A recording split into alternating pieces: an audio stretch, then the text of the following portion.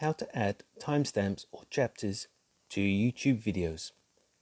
In this short video, I'm going to show you how to add chapters or timestamps within your YouTube videos, which can help viewers better navigate and enjoy your videos. Okay, straight into it.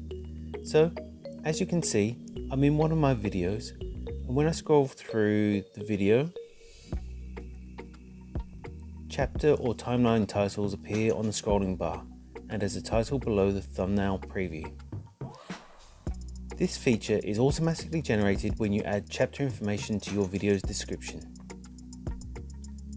You can either add this information when you're uploading a video, or you can go back and add it into videos you have already uploaded.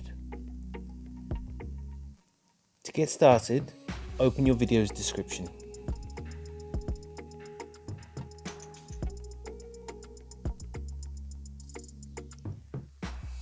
You must add at least 3 timestamps, and each must be at least 10 seconds long. The first timestamp must be 0, so you add 0:00, then a space, and then the first chapter name.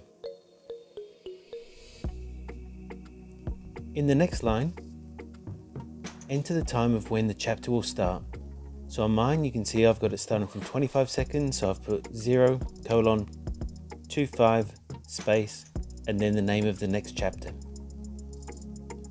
You keep doing this for all of the chapters and then save the changes. And then the chapters and timestamps will appear on your video like I showed you before. And that's all it takes to add timestamps or chapters to your YouTube videos. If you found this video helpful, I'd love it if you liked the video, subscribe to my channel, and let me know in the comments if this worked for you. Thanks for watching.